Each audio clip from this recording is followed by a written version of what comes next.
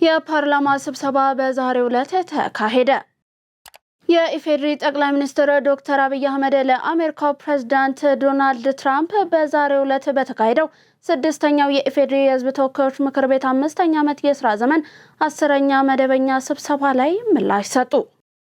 በኢትዮጵያና ኤርትራ መሀል ችግር የፈጠረው የቀይ ባህር ጥያቄ አለመሆኑን ጠቅላይ ሚኒስትር ዶክተር አብይ አህመድ ተናግረዋል። ዝርዝር ዘገባን ይዘናል።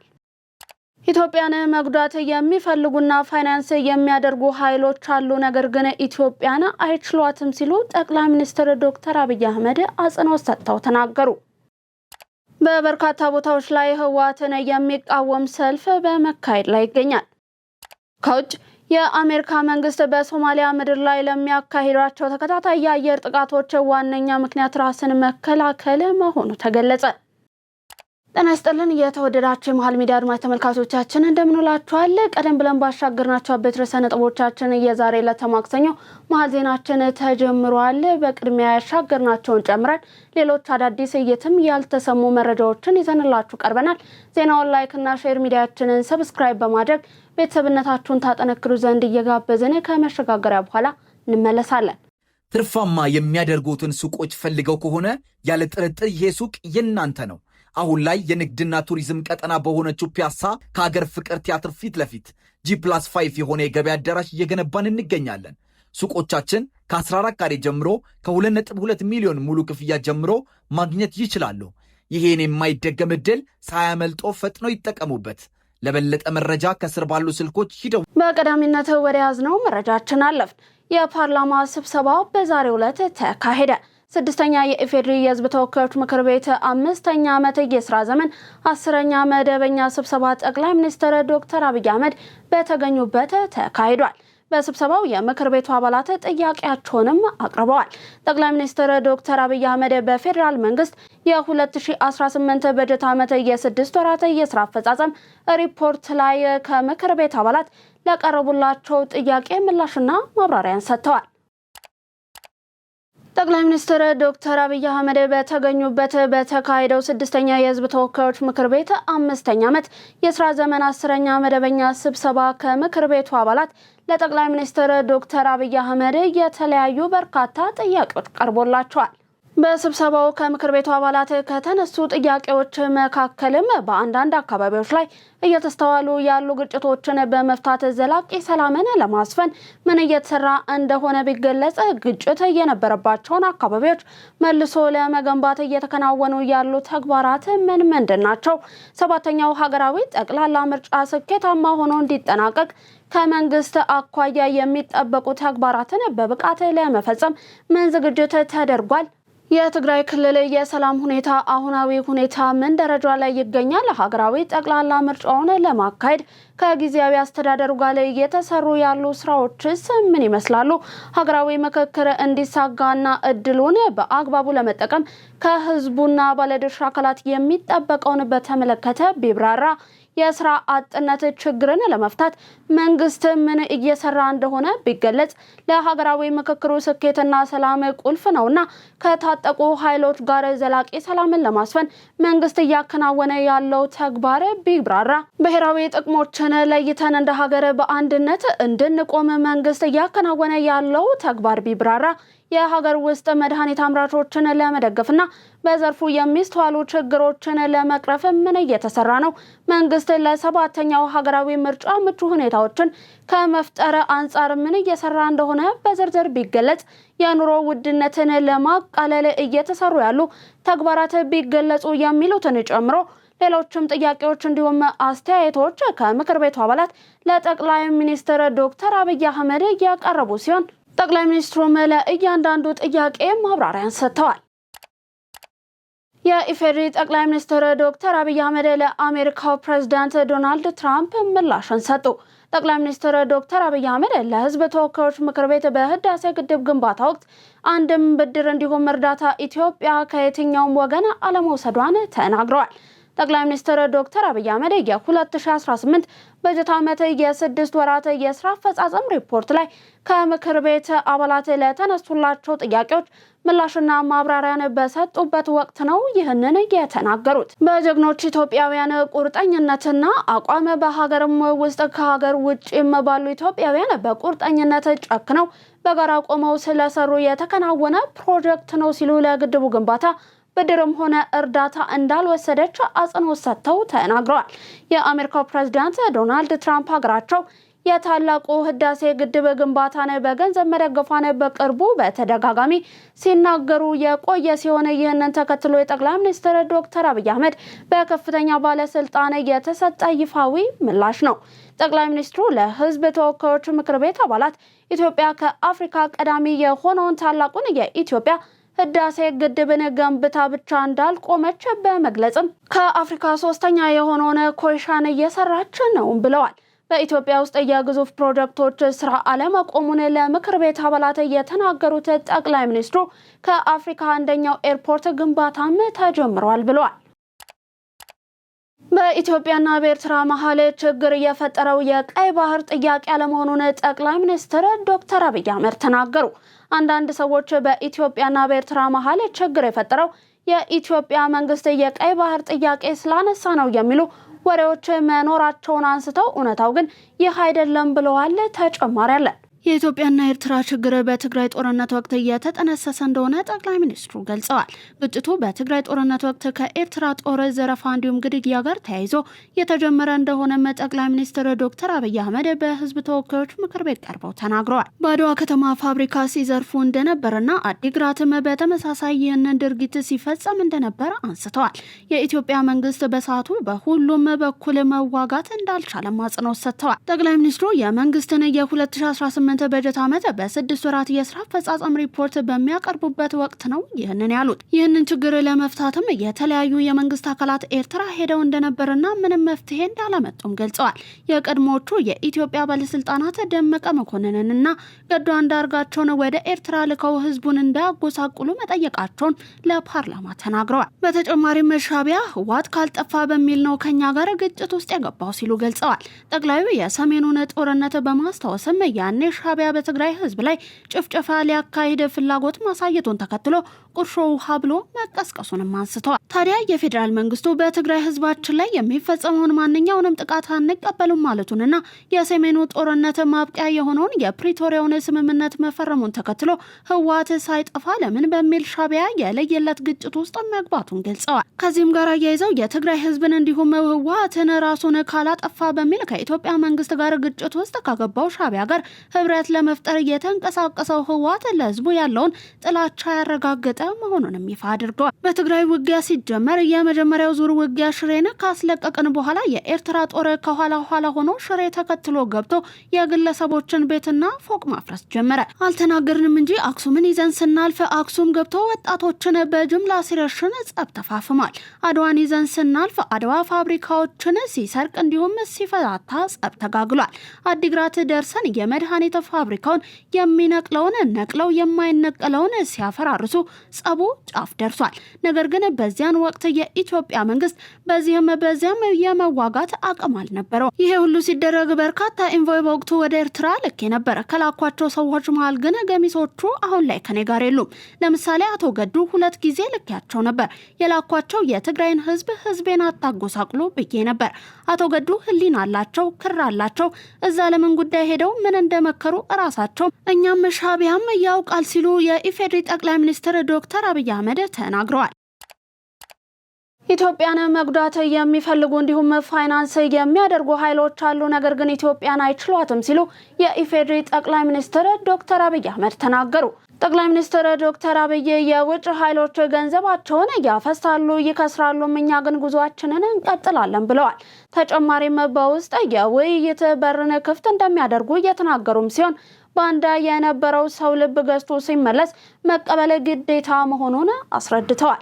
በመሆኑም የግል ስሜትን ወደ ጎን በመተው በእኛ ሀሳብ ባይስማሙ እንኳን በኢትዮጵያ ጉዳይ ላይ ሲመጣባቸውና ባንዳና ባዳ አንድ ላይ መስራት ሲጀምር ከጦር ሜዳ ለመከላከያ ሰራዊት መረጃ የሚያቀብሉ ታጣቂዎች አሉ ብለዋል። ወታደር ለህዝቡ ጥቅም እንጂ ከባንዳ ጋር አይደለም የሚቆመው ሲሉም መልእክታቸውን አስተላልፈዋል። መንግስት አፈንግጠው ከሚወጡ ጋር ከሚደራደር በርካታ የጦር ሰራዊት ካላቸው ታጣቂዎች ጋር እውነተኛ ድርድር የማያደርገው ለምንድነው የሚል ጥያቄ በፓርላማ ተነሳ። ሙሉ ሀሳቡ እንደሚከተለው ይቀርባል። የህዝብ ተወካዮች ምክር ቤት 5ኛ ዓመት የሥራ ዘመን 10ኛ መደበኛ ስብሰባውን የኢፌዴሪ ጠቅላይ ሚኒስትር ዶክተር አብይ አህመድ በተገኙበት አካሂዷል።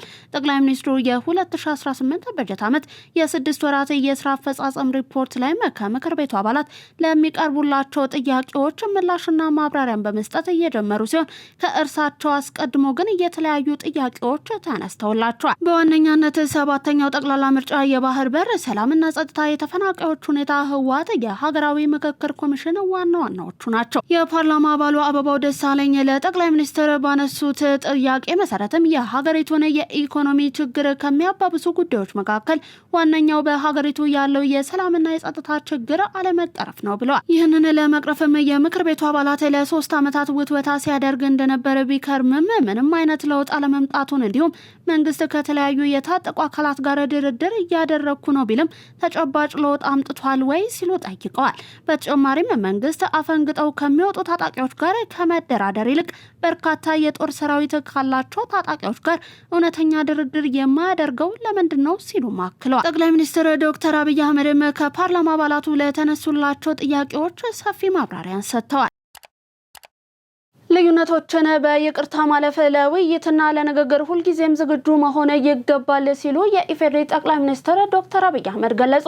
6ኛው የኢፌዴሪ የህዝብ ተወካዮች ምክር ቤት ጠቅላይ ሚኒስትር ዶክተር አብይ አህመድ በተገኙበት 5ኛ ዓመት የሥራ ዘመን 10ኛ መደበኛ ስብሰባውን አካሂዷል። ጠቅላይ ሚኒስትር ዶክተር አብይ አህመድ በፌዴራል መንግስት የ2018 በጀት ዓመት የ6 ወራት የሥራ አፈጻጸም ሪፖርት ላይ ከምክር ቤት አባላት ለቀረቡላቸው ጥያቄዎች በሰጡት ማብራሪያ ላይም ኢትዮጵያ ውስጥ በሰላም እጦት እንድንኖር ካደረጉ እና ካልተቀላቀልንባቸው ምክንያቶች መካከል አንደኛው ከጥንት የተጣባነው ልዩነትን በኃይል ብቻ የመፍታት ልምምድ ነው ብለዋል። ሁለተኛው ደግሞ አሁንም ከጥንት የመጣ የባንዳነት ልምድ ሲሆን የጠላቶቻችን ኢትዮጵያ ካደገች የሚል ያልተቋረጠ ስጋት እንደሆነም አስረድተዋል። የኢትዮጵያ ታሪካዊ ጠላቶች ፍላጎት የሀገሪቱን ምሰሶ ማፍረስ ሲሆንም የባንዳዎች ፍላጎት ደግሞ ሙሉ በሙሉ ቤቱን ማፍረስ ነው ብለዋል። ይሁን እንጂ ኢትዮጵያን በየዘመናቱ ብዙ ባንዳዎች ቢሞክራትም ከማቁሰል ባለፈ ሊያጠፏት እንዳልቻሉም ተናግረዋል። አባቶቻችን ኢትዮጵያን ጠብቀው ለዛሬው ትውልድ ያቆዩት ከምንም ነገር በላይ የሀገርን ሕልውና በማስቀደማቸው እንደሆነም ገልጸው የአሁኑ ዘመን ፖለቲከኞችም ከዚህ ትልቅ ትምህርት ሊቀስሙ እንደሚገባም አሳስበዋል። በመሆኑም ልዩነቶችን በይቅርታ ማለፍ ለውይይትና ለንግግር ሁልጊዜም ዝግጁ መሆን ይገባል ብለው አጽንኦት ሰጥተዋል። እንዲሁም የኢትዮጵያን ሕልውና ለማረጋገጥ በጋራ መቆም ከሁሉም ዜጋና የፖለቲካ ኃይሎች የሚጠበቅ ታሪካዊ ኃላፊነት መሆኑንም ጠቁመዋል። ኢትዮጵያ ነዳጅ ሳይኖራቸው ቀዳሚ እድገት ካስመዘገቡ ሀገራት መካከል አንዷ ናት ሲሉ ጠቅላይ ሚኒስትር ዶክተር አብይ አህመድ ተናገሩ። ጠቅላይ ሚኒስትር ዶክተር አብይ አህመድ በ6ኛው የህዝብ ተወካዮች ምክር ቤት 5ኛ ዓመት የሥራ ዘመን 10ኛ መደበኛ ስብሰባ ለምክር ቤቱ አባላት ምላሽና ማብራሪያን ሰጥተዋል። ጠቅላይ ሚኒስትሩ የእድገት ትንበያን በተመለከተ ለምክር ቤት አባላት በሰጡት ማብራሪያ ላይም ኢትዮጵያ ነዳጅ ሳይኖራቸው ቀዳሚ እድገት ካስመዘገቡ ሀገራት መካከል አንዷ ናት ብለዋል። በዘንድሮ በጀት ዓመት ያለፉት 6 ወራት የእድገት አፈጻጸምን በመገምገም ኢትዮጵያ በየዓመቱ መጨረሻ የ10.2 በመቶ እድገት እንድታስመዘግብ የእድገት ማሻሻያ ተደርጓልም ነው ያሉት። ይህ ትንበያ ከዓለም አቀፉ የገንዘብ ድርጅት ትንበያ ጋር የተቀራረበ መሆኑንም አጽንኦት ሰጥተዋል። በኢትዮጵያ ከአንድ ዓመት በኋላ የሚጀምረው የሰው ሰራሽ አስተውሎት ኤአይ ዩኒቨርሲቲ ከዓለም ሁለተኛው የኤአይ ዩኒቨርሲቲ ይሆናል ሲሉ ጠቅላይ ሚኒስትር ዶክተር አብይ አህመድ ገለጹ። ዝርዝሩን ይዘናል፣ እንደሚከተለው ይቀርባል። ጠቅላይ ሚኒስትር ዶክተር አብይ አህመድ በምክር ቤቱ ተገኝተው የመንግስት የ2018 በጀት ዓመት የ6 ወራት የዕቅድ አፈጻጸም ሪፖርትና ከምክር ቤቱ አባላት ለተነሱ ጥያቄዎችን ማብራሪያና ምላሽን ሰጥተዋል። ኢኮኖሚን በተመለከተ ለሰጡት ምላሽም ግብርና መር የእድገት አቅጣጫን ካለንበት አረንቋ ሊያወጣን ስለማይችል ብዝሃ ዘርፍን የኢኮኖሚ አቅጣጫችንን በመከተል ጥራት ያለው እድገትን ማረጋገጥ ነው ብለዋል። ከ6 ዓመት በፊት ኢትዮጵያ የኤአይ ኢንስቲትዩትን ስታቋቁም አፍሪካ ሀገር በተቋም ደረጃ እየፈጠረ አልነበረም። በሌላውም ዓለም ቢሆን በግሉ ዘርፍ ከሚነገረው ውጪ ዋነኛ አጀንዳ አልነበረም ብለዋል። ከ6 ወራት በኋላ እውን የሚሆነው የአርቲፊሻል ኢንተለጀንስ የዩኒቨርሲቲ ከዓለም ሁለተኛው ነው ሲሉ አጽንኦት ሰጥተው የተናገሩ ሲሆን በዓለም ላይ እስካሁን አንድ ብቻ ነው የኤአይ ዩኒቨርሲቲ ያለው ሲሉም ተናግረዋል። ካለፈው ዓመት ጀምሮ የግንባታ ስራው ሲሰራ ቆይቶ በመጠናቀቅ ላይ የሚገኘው ዩኒቨርሲቲው በ1 ዓመት ውስጥ ስራ ይጀምራልም ነው ያሉት። የማዕድን ዘርፍ በበጀት ዓመቱ ያለፉት 6 ወራት የ30 በመቶ የገቢ ጭማሪ ማሳየቱን ጠቅላይ ሚኒስትር ዶክተር አብይ አህመድ ተናገሩ። ጠቅላይ ሚኒስትር ዶክተር አብይ አህመድ በፌዴራል መንግስት የ2018 በጀት ዓመት የ6 ወራት የስራ አፈጻጸም ሪፖርት ላይ ከምክር ቤት አባላት ለቀረቡላቸው ጥያቄ ምላሽና ማብራሪያን ሰጥተዋል። በማብራሪያቸውም የማዕድን ዘርፍ በበጀት ዓመቱ ያለፉት 6 ወራት የ30 በመቶ የገቢ ጭማሪ አሳይቷል ብለዋል። የብረት ምርት 36 በመቶ እንዲሁም ሲሚንቶ ምርት 28 በመቶ ጨምረዋል ያሉት ጠቅላይ ሚኒስትሩ ይህም በተለይም የቤት ልማት እየተስፋፋ መሆኑን በተግባር የሚያሳይ ነው ሲሉ ገልጸዋል። ኢትዮጵያ በያዝነው የበጀት ዓመት በግብርናው ዘርፍ ለማምረት ካቀደችው 1.3 ቢሊዮን ኩንታል ምርት በ6 ወራት 999 ሚሊዮን ኩንታል ምርት መሰብሰብ መቻሉን ጠቅላይ ሚኒስትር ዶክተር አብይ አህመድ ተናገሩ። ዝርዝር ዘገባ ይዘናል፣ እንደሚከተለው ይቀርባል። ጠቅላይ ሚኒስትሩ ከህዝብ ተወካዮች ምክር ቤት አባላት ላይ ቀረቡላቸው ጥያቄዎች በሰጡት ማብራሪያ ላይ እንደገለጹት ባለፉት 6 ወራት 999 ሚሊዮን ኩንታል ምርት በመሰብሰብ የዕቅዱን 78 በመቶ ማሳካት ተችሏል። የሀገሪቱን የምግብ ዋስትና ለማረጋገጥና የኢኮኖሚ እድገትን ለማፋጠን ትልቅ ተስፋ የሰጠ ውጤትም ነው ብለዋል። በማብራሪያቸው የትራክተሮች ቁጥር ወደ 27200 ማድረጉንና የኮምባይነር 8700 መድረሱን ምርቱን በወቅቱና ያለ ብክነት እንዲሰበሰብ አስችሎታል ብለዋል። የሜካናይዜሽን ስራዎች መስፋፋት ለምርቱ በጥራት መሰብሰብ በምክንያትነትም ጠቅሰዋል። በዘርፉ የታየው ውጤታማ አፈጻጸም ተጠናክሮ የሚቀጥል ከሆነ በቀሪዎቹ 6 ወራት ከታቀደው የ7.3 በመቶ የግብርና እድገት ውስጥ እንደሚመዘገብም ያስችላል ብለዋል። ይህ የምርት ስኬት ሀገሪቱ በያዝነው ዓመት ለማስመዝገብ ላቀደችው 9.2 በመቶ አጠቃላይ የኢኮኖሚ እድገት ዋነኛ አንቀሳቃሽ ሞተር እንደሚሆንም ይጠበቃል ሲሉ ጠቁመዋል። በኢትዮጵያ የተካሄደው የማክሮ ኢኮኖሚ ማሻሻያ በሁሉም ዘርፎች ከሚጠበቀው የላቀ አመርቂ ውጤት ማምጣት ማስቻሉን ጠቅላይ ሚኒስትር ዶክተር አብይ አህመድ ተናገሩ። 6ኛው የህዝብ ተወካዮች ምክር ቤት 5ኛ ዓመት የስራ ዘመን 10ኛ መደበኛ ስብሰባ ጠቅላይ ሚኒስትር ዶክተር አብይ አህመድ በተገኙበት ተካሂዷል። ተጨማሪ አለን። 6ኛው የህዝብ ተወካዮች ምክር ቤት 5ኛ ዓመት የስራ ዘመን 10ኛ መደበኛ ስብሰባ ጠቅላይ ሚኒስትር ዶክተር አብይ አህመድ በተገኙበት ተካሂዷል። ጠቅላይ ሚኒስትር ዶክተር አብይ አህመድ በመድረኩ የ2018 በጀት ዓመት የ6 ወራት የስራ አፈጻጸም ሪፖርት ላይ ከምክር ቤት አባላት ለተነሱላቸው ጥያቄዎች ምላሽና ማብራሪያን ሰጥተዋል።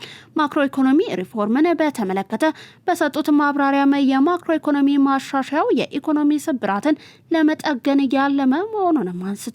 ማሻሻያው ኢኮኖሚውን ከግብርና መር ወደ ብዝሃ ዘርፍና ብዝሃ ተዋናይ በመቀየር ጥራት ያለው እድገትን ማረጋገጥ እንዲሁም የዕዳ ጫናን የማቃለል ዓላማን የያዘ መሆኑን ጠቅሰዋል። በማክሮ ኢኮኖሚ ማሻሻያው ትኩረት ከተሰጣቸው ዘርፎች አንዱ ቴክኖሎጂ መሆኑን ጠቁመውም በዚህም ወጣቱ ተወዳዳሪ ለመሆን የሚያስችሉ ተግባራት እየተከናወኑ ናቸው ብለዋል። ኢትዮጵያ በዓለም ሁለተኛ የሆነው የአርቲፊሻል ኢንተለጀንስ ዩኒቨርሲቲ በ1 ዓመት ጊዜ ውስጥ ወደ ስራ እንደምታስገባም ተናግረዋል። በተጨማሪም በ5 ሚሊዮን ኢትዮ ኮደርስ መርሃ ግብር እስከሆነ ባለው 3 ሚሊዮን ወጣቶች ክህሎታቸውን ማዳበር የሚያስችል ስልጠና ማግኘታቸውን አስረድተው በመላ ሀገሪቱ በከተሜነት ግንባታና በኮሪደር ልማት ለውጥ እየተመዘገበ መምጣቱንም አብራርተዋል። ጉቦ ጠያቂን በቦክስ በሉት ሲሉ የኦሮሚያ ክልል ርዕሰ መስተዳድር አቶ ሽመልስ አብዲሳ ተናገሩ።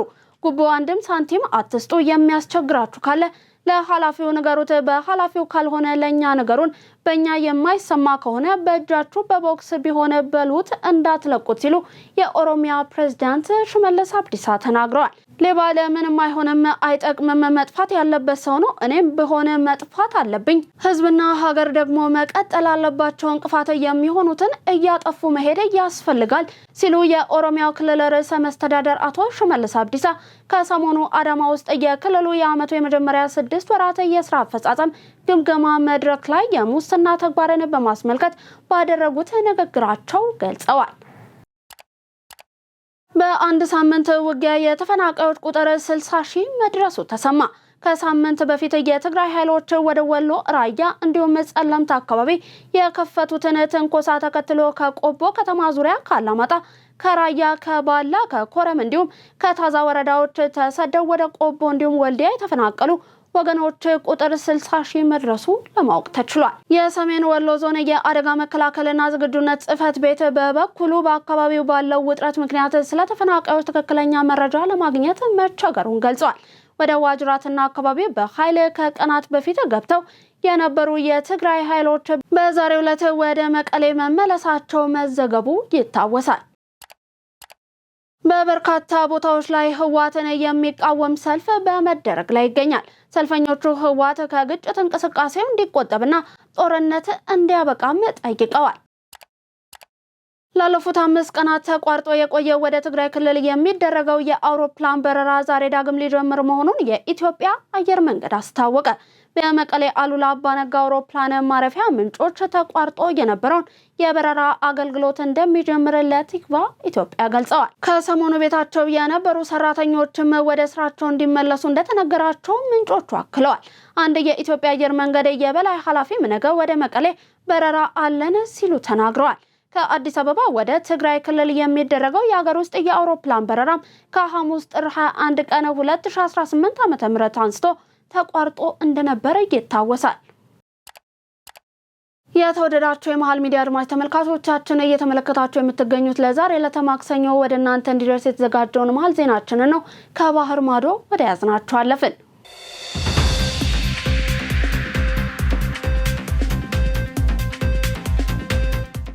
የአሜሪካ መንግስት በሶማሊያ ምድር ላይ ለሚያካሂዳቸው ተከታታይ የአየር ጥቃቶች ዋነኛ ምክንያት ራስን መከላከል መሆኑ ተገለጸ። ሀገሪቱ በሶማሊያ ባሉ የሽብር ቡድኖች ላይ የምታደርገውን ጥቃት በገዛ ግዛቷ ላይ ሊሰነዘሩ የሚችሉ የሽብር ጥቃቶችን የመቀነስ ዓላማ እንዳለው አስታውቃለች። የአሜሪካ የአፍሪካ እዝ ሁለተኛ ከፍተኛ መኮንን የሆኑት ሌተናል ጄኔራል ጆን ብሬናር ለፎክስ ኒውስ በሰጡት ልዩ ቃለ ምልልስም አሸባሪዎቹ በዋናነት ከአይኤስ ወይንም ከአልቃይዳ ጋር ግንኙነት ያላቸው ናቸው ብለዋል። በአይኤስ አስተሳሰብ የሚመሩ የሽብር ስጋቶችን በግልጽ ይታያሉ ብለዋል። የሚነሳሱ ስጋቶች አሉ። እነዚህ ቡድኖችም በአሜሪካና በአውሮፓ ላይ ጥቃቶችን ያቀዳሉ። የስጋቱ መነሻም ይሄ ነው ሲሉ ሌተናል ጄኔራሉ በቃለ ምልልሱ ውስጥ ተናግረዋል። ውድ አድማጭ ተመልካቾቻችን ለዛሬ ዕለተ ማክሰኞ ወደ እናንተ ያሻገርናቸው የቀን መረጃዎቻችን አበቁ። አብራችሁን ስለነበራችሁ እናመሰግናለን። ዜናውን ላይክ እና ሼር፣ ሚዲያችንን ሰብስክራይብ በማድረግ ቤተሰብነታችሁን ታጠነክሩ ዘንድ ያክብሮ ግብዣችን ነው። ቀሪ የመሃል ሚዲያ ፕሮግራሞች ይቀጥላሉ። በኔ ቦታ ብቀው ሰናይ ቀን ተመኘን።